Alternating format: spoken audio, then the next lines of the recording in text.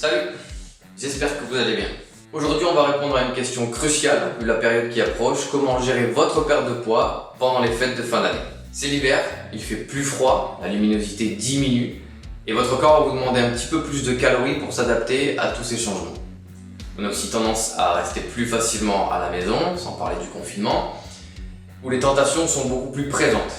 Alors comment faire pour continuer à maigrir ou au moins ne pas reprendre les kilos déjà perdus? N'achetez pas n'importe quoi, n'importe quand. Le réveillon de Noël, c'est le 24. Alors, évitez de remplir vos placards avec une tonne d'aliments superflus à partir du 1er décembre. Sinon, vous céderez à la tentation, c'est humain, et vous allez prolonger la période des fêtes d'un mois minimum. Il vaut mieux acheter ce dont vous avez besoin au dernier moment. Ça évitera déjà beaucoup d'écart. On y est, c'est le réveillon ou le jour de Noël et vous êtes à table entre amis ou en famille en train de profiter du moment. Vous venez de finir votre assiette, vous regardez le plat sur la table et le moment fatidique arrive, vous vous dites bah, foutu pour foutu, et bim, on se resserre une fois, deux fois, plat, dessert, gâteau, vin, chocolat et on tombe dans l'excès. Idem pour le lendemain avec les restes, vu ce que vous avez fait la veille, foutu pour foutu, eh bien non.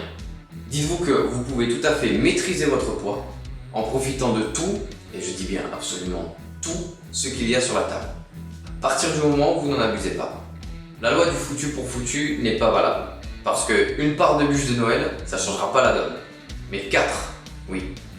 2-3 chocolats à la fin du repas avec le café, aucun problème. Mais 14.